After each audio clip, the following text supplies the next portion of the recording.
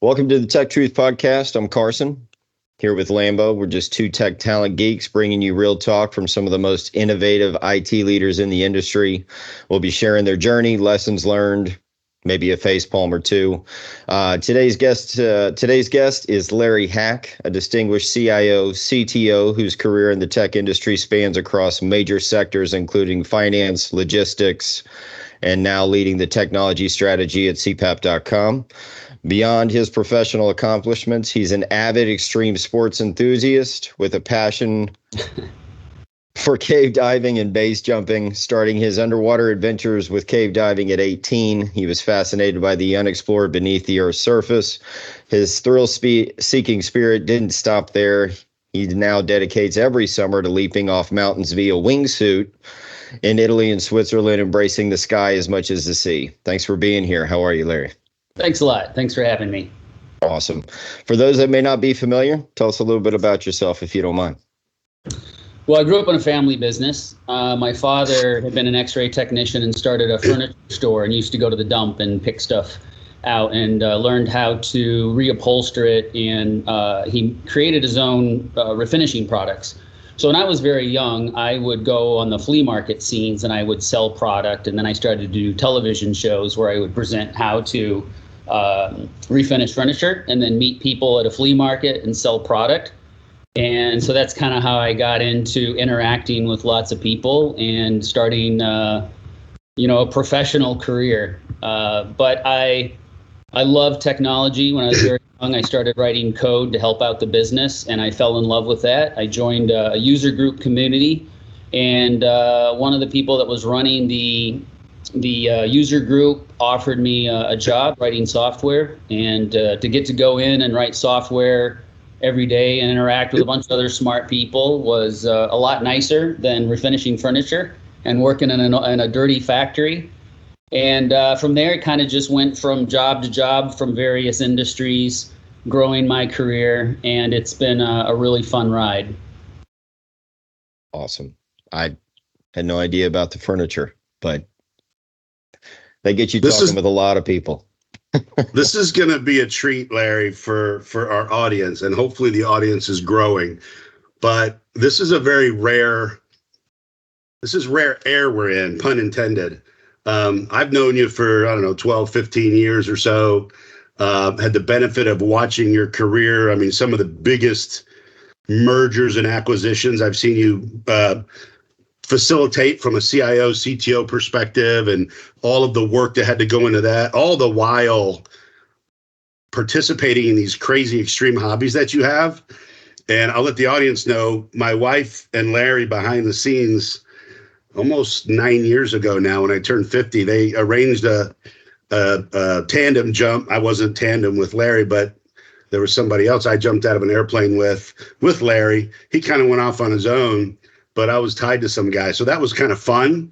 Not only being friends with you, but watching all of the videos. I mean, you could probably get into talking about your son and daughter who also are doing some crazy stuff with you, but being able to tie all of this IT, I mean, you've created some world-class organizations, and balancing your hobbies and then being able to tie together some of the stuff that keeps you alive through these extreme things and some of those strategies and techniques that help you build these world-class IT organizations. That's what we're going to talk about. That's what I'm excited about for our audience to hear, because it's some interesting stuff in there.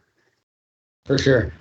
Yeah. So just at a high level, and, you've got some, for our audience, there's a presentation that you have and that you speak around the country about. And so I appreciate you sharing it with me, but really it's about those similarities.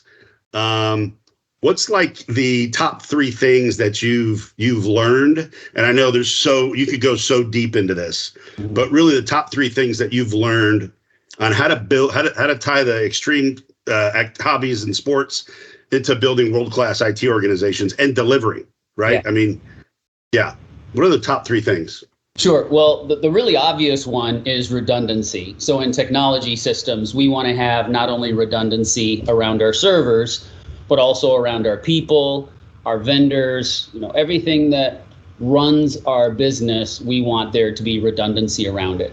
So those principles are in extreme sports as well. In cave diving, We have that you want to maintain a continuous guideline to the surface. You want to have redundancy in that you carry multiple lights, multiple tanks, multiple computers, and so forth. So having that redundancy in place to deal with issues that come up is really critical. And the issues come up, don't they? They do. They do tend to crop up, and you've got to be prepared and ready to address them.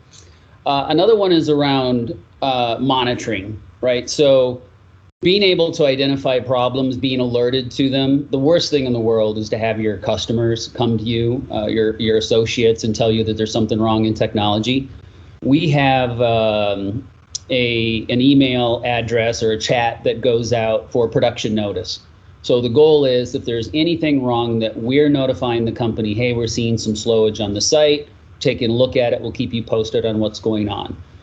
Even if you are doing a really good job in technology, if you're not reporting on the statuses or when something goes wrong, there's going to be a poor perception. Whereas if you can proactively keep the business informed of what's happening, there's going to be a better perception of your performance. And then mapping things out.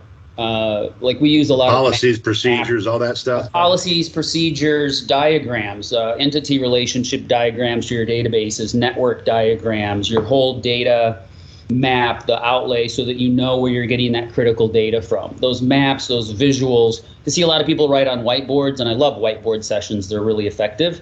But if you're writing the same thing on the whiteboard over and over again, put it into a nice diagram, keep it updated, be able to share it, because those visuals are really powerful. And the visuals are really powerful when we go into a cave, and that we know where we're at, we can become familiar with it, and we know how to exit. I just want to touch on one thing. So you're talking about monitoring and stuff like that. I'm thinking about you jumping off in a wingsuit off of a fjord in Italy. I mean, how much monitoring, right? Yeah. It's going fine. We haven't had a problem yet. I mean, how do you prepare for that while you're doing something crazy, and then also tie it back to maybe something people can take away, how they can monitor it while it's ongoing, even though they don't see a problem. Right. Like you almost have to try to break stuff in your, you have to think, what if something goes wrong mid, you have to be prepared for. So how do you tie that monitoring fact into the real world stuff? Sure. So I'll give you a quick example of one of the things we monitor. When I base jump, I wear a GPS device that measures my altitude, my speed, my angle of attack, and both my horizontal and vertical speed. So I'm able to use that information and monitor my performance. I can even have it fed into my ear so that I can get feedback into what's happening. But then I can also take that data and overlay it on top of other exit points to see if the performance on this jump would allow me to jump another location safely.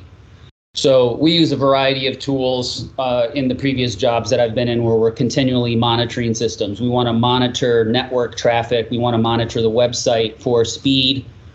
We monitor it from multiple locations. So we use a SaaS service that goes out and pings the site about every 5 minutes on average from multiple data centers around the country. You can also do that around the world.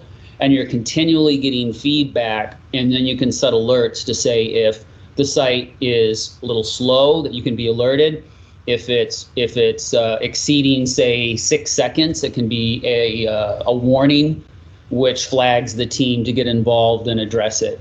We also have some monitoring that traffics the web sales. So sometimes technology seems to be working fine, and the monitors and so forth will show that the hardware is working fine. But for some reason, something's going on and maybe orders aren't going through. So we track orders, and if there's a 5-minute period that goes by and we haven't seen a sale, that raises a flag to us to look into the background to see if anything's. Occasionally, we do go 5 minutes without a sale, but it's valuable having that data so we can continually monitor it. Yeah, and you've set those parameters because you know the business, right? So yeah. CE, you got anything? I think the three that you mentioned as far as redundancy, monitoring, and then mapping and this is just me, and I've mentioned this before, me being a visual learner, mapping in those diagrams is huge when it comes to understanding, especially if it's something that's just reiterated over and over and over again. You tend to kind of internalize that. But as it applies to kind of day to day, I know monitoring, especially in your business and with web traffic and in your previous companies that you've worked for, not only Crane, but obviously with a rather large blind company, which I could probably name it, but I'm not sure if that's okay. So blinds.com, Global Custom Commerce, whichever one you want to go with, that was sold to Home Depot. And obviously my wife is now looking into blinds for our living room here. So thank you for the samples, blinds.com. Yeah. I think we've landed on one, although she looks into that stuff with greater detail than I do. If it blocks the light, great, let's roll. But no, I would say, especially looking at kind of the monitoring and stuff like that. And Eric mentioned mergers, acquisitions, that you've been through a number of those. What's kind of that one or two key insights that you've gained from integrating some of those technology systems post M&A or while you're going through it overall, just to kind of give some insights there as to what people should be probably looking into or maybe paying attention to more than not? Well, one of the key things in a merger is that there's going to be, a dozen people that come in that are going to poke around your systems and ask lots of questions. And, they're looking for certain whether things, you want them to or not. Whether you want them to or not. And you want to be prepared for that. Yeah, so find out. So we went through due diligence also with CPAP.com a couple years ago. And I was brought in partly to help prepare the company for that transition. And the due diligence went really smoothly because we had a lot of those things in place ahead of time because we knew what they were going to be asking for. Johnny looked back and said, hey, if I had known these things when I started the business, I would have just started the business from the beginning with these principles because these are good principles: separation of responsibility, having redundancy, having things well documented, having security measures in place and a playbook in place for when something goes wrong. All of those things that they're going to look for in due diligence are the things that you can be preparing for. And let me tell you, it's way less stressful to prepare that ahead of time than to have a month of due diligence and try to come up with all of that stuff during due diligence to show that you're on top of everything. Like, get it done ahead of time. Perfect. Switching gears a little bit from mergers and acquisitions and being evaluated and looked at from every point and port. Extreme sports. I know I've watched you go from, obviously when I met you, you were already an avid expert cave diver, but the base jumping, the wingsuit flying, all of that, you had to learn. And I got to watch you over the years get better and better and better. Obviously you're pushing your comfort zone for sure. How do you teach your teams on back to the work side? Because I think it's good that you push comfort zones, right? That's how you grow. Right. How do you challenge your teams to do the same, pushing them out of their comfort zone? And when you do that, and you've monitored and measured results of them doing that, how does it make the team better? Right. A lot of technology teams or individuals have this fork in the road that they need to take, where they're very technical and they want to grow their career. They want that architect title, or maybe they want to be a project manager. They often find out they don't want to be a project manager, actually, once they do it. But, pushing yourself into those situations where you might not be comfortable. And I think one of the things that we do using Agile is where the team is delivering something, it gives team members the opportunity to explore things that maybe they don't have a lot of experience in. So, for instance, if you're building something and someone's largely a back-end developer and there's a story that is a lot of UI work or a decent amount of UI work and they're not a real expert there, really encouraging them to pick up that story, knowing that it's not just them delivering it. They've got the whole team behind them to support them doing it and to learn new things. Or for the UI expert to go do an update on the database with the oversight of some talented people that understand the database. And that pushes them out of their comfort zone, allows them to explore areas and then decide whether they are interested in pursuing that more, if that's something they really like, or if they want to stick more, on the path that they're on with technology.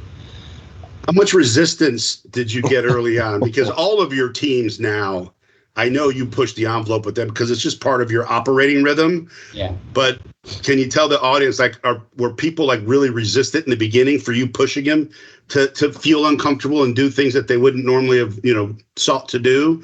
And how did you overcome that? What was the coaching, and did you tie it back to your personal experiences, or just try to make them feel like, or see, hey, if you did this, these things open up for you, or what? I don't want to put words in your mouth. Right.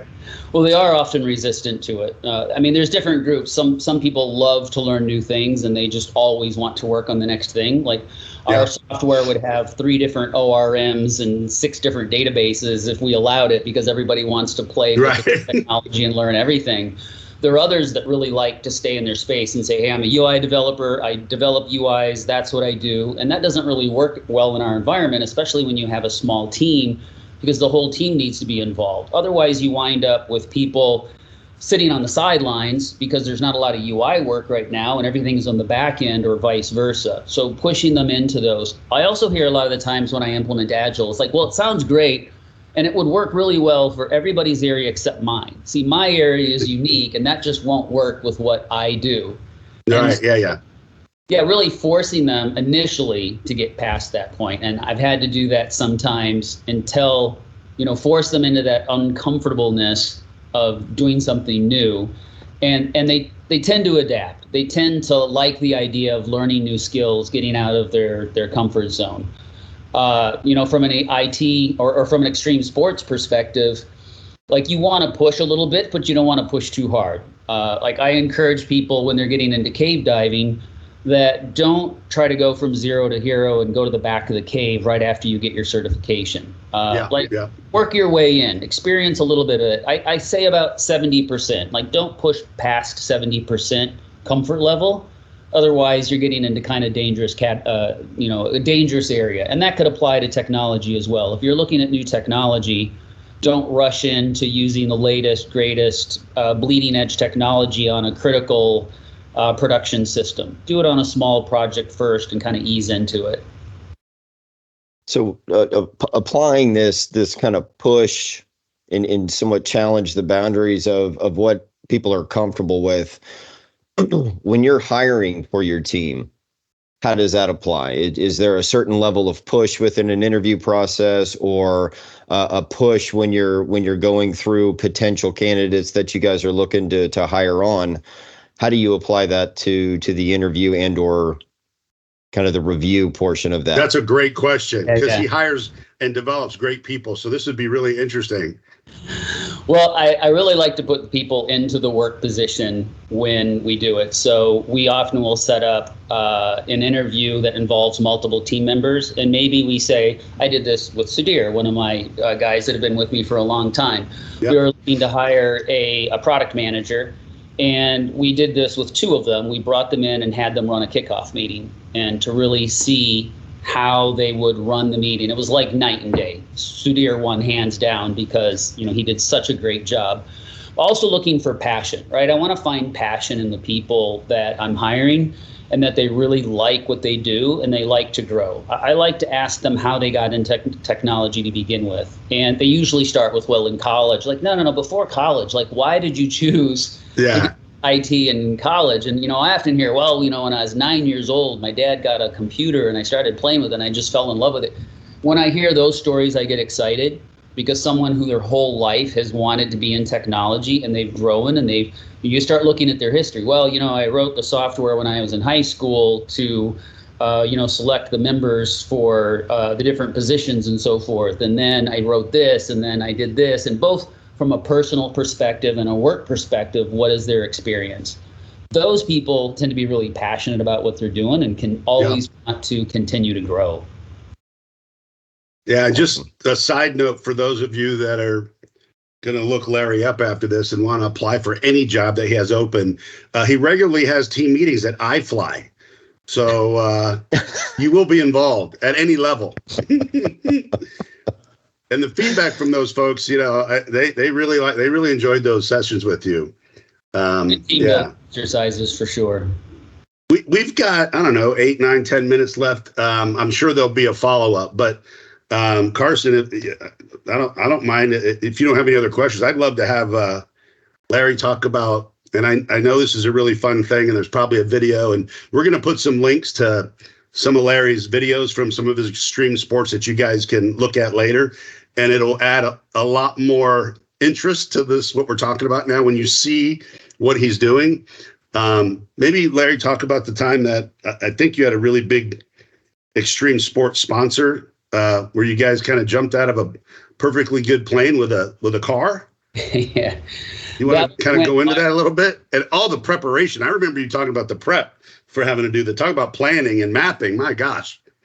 Yeah, so in Eloy, Arizona, we had a Sky van, which will barely fit a small Toyota Corolla, it turns out. And we stripped it down, pulled out the gas tank, took out all of the items that could cause problems, any fuel, any sharp areas that we could possibly get cut on. So we wrapped it in foam. We put a flat bottom on it. We set it up to find the center of gravity and then weighted it so that the weight was evenly distributed. We coordinated with local and state officials, the local community, the FAA, to get permission to be dropping cars. It got over 50 million views in the first couple of weeks and has gone viral, continues to show up. I just was asked permission to post it recently, and someone posted it, and it had like 150,000 views in the first couple of days. But that was a really fun stunt, took a lot of preparation. There were a lot of comments online about, well, did they clean it up or just leave that car out in the desert? Or what if they had killed yeah. But it was a secure area. Did you start in the no car people. And then get out of the car? So we all, or were you guys just holding onto it? There were 5 of us in the car and 2 pushing, and we had a cameraman as well that filmed it, a very talented professional photographer that does these sorts of events.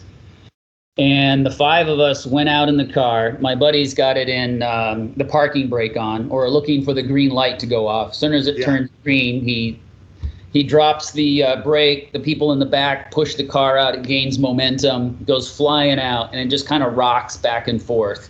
And we were kind of ready for that rocking and kind of moving back and forth to keep it flying as long as possible. And then after about 19 seconds, it violently flipped, and we all just got ejected from the car.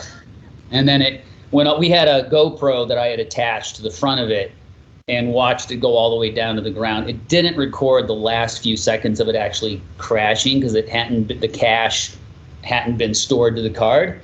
But it was still a really cool visual of seeing the car flipping and turning as it approached the ground. I'll tell you guys one more story, and then I'm sure Carson may have some closing comments or a question. So I've been fortunate enough to know Larry for a while and have been invited to his suburban home for some of his special events, life events, birthdays, anniversaries, that sort of thing. And Larry just doesn't throw a normal party. He'll have people at his house, and then sometime later, probably a couple hours after you get there, there'll be a helicopter or something that flies over his suburban house, and him and his crazy buddies will jump out of the helicopter and parachute into the party. Want to give any background on that, Larry, and all the planning that has to go into that around Houston airspace? Well, we're on a major thoroughway for landing area for Bush Intercontinental Airport. So we file a notice to airmen that we're doing this, and air traffic control has to route like 747s around our property while we jump. It felt very powerful when we got that approved. And then the FAA grants us some level of altitude that we can get for jumping. And then we attach pyrotechniques to our feet and LED lights to light it up. We usually do these at night. During the day, some, but night's more fun. And just really light up the sky. We've done it on 4th of July, New Year's Eve, and it's caused quite a stir in the neighborhood. Forums, online forums and stuff, people not knowing what it is because we're fireworks. We're getting invaded. Yeah. Fun stuff. Yeah. How's the HOA deal with that? Is that you have to submit a notice to that as well? Well, that's what surprised me because I got approval from the homeowners, the builder, the property owners, the homeowners association. I don't have approval anymore. Plus, they built a lot of houses where we were landing. But we had probably 9 or 10 events here. And so it was a fun run, but it's over for now. Unless I can get the golf course to let us land there, then we're back on. That would be great. That would probably be the option. probably the least resistance. No, I think my question, and I'm sure others are maybe considering the same question in their heads, is how did you get into extreme sports in the beginning? I mean, I know that I mentioned back at 18, you were kind of interested in the cave diving. Was cave diving the first extreme sport that you dipped a toe in, pun intended, or was it something before that? Well, I don't know if you consider motocross an extreme sport. Oh, yeah. I started in that one pretty young. I think it all had to do with my dad, because when I was a little kid, my dad took me to the beach. Every Labor Day, he would take me camping and we'd do something. And he took a raft and we went out on Lake Michigan and he flipped it upside down. And we swam up underneath it. And I was just like coming up into this little cave. And I just thought that was so cool. Yeah. And he had always been a diver, so we got into diving. And when I saw caves down in Florida in the crystal clear water, that really piqued my interest. And then for wingsuit base jumping, for some reason, my dad used to tell me a lot when I was a kid about Icarus, a father-son who escaped from this island where the father creates wings out of feathers and wax and tells the son how to fly, and the son ends up dying because he doesn't follow directions properly. So, back in 2013, when I was watching YouTube videos and seeing these guys fly wingsuits in Switzerland, I was never more convinced of anything in my life that I was going to do that. And being the project manager that I am, I mapped out a 4-year plan on what it would look like to get there, what I had to do with starting to skydive and then wingsuit and base jump. Had a whole plan mapped out, followed. I actually got it done ahead of schedule. But, a lot of times I hear people say, oh, I could never do that. Anybody that has an interest in doing any of these things, they can do it. It's just that incremental progress, that incremental progression of moving towards it. You don't go straight from not being a diver to squeezing through tight holes. But, you open water cert, you do some diving, maybe you venture into a wreck a little bit, you get a cavern course, and you kind of see the entrance of the cave. After 5-6 years of doing it, you're crawling through tiny little holes and pulling your tanks off and stuff. Yeah. Amazing. Well, I think this is one of the most interesting conversations we've had, Carson. I know a lot of people are going to want to be go check out the links when we finally post this, to check out the links of you doing your stuff. And I just really appreciate your time. I know you're busy, Larry, and I don't know, Carson, if you've got any closing remarks or want to button this thing up.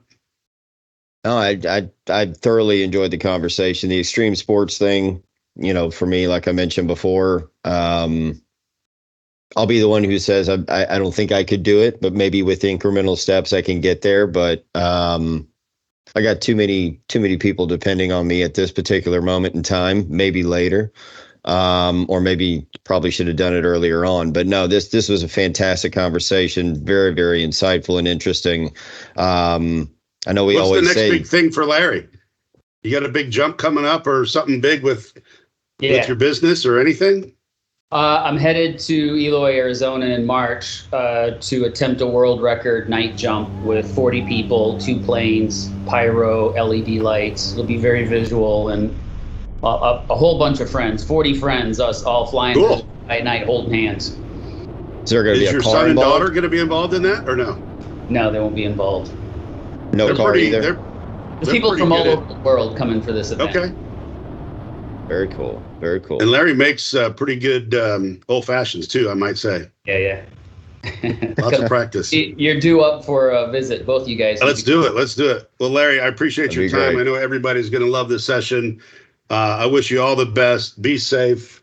Thank you so much for your time. Thanks for having me, guys. See ya. Appreciate it, Larry.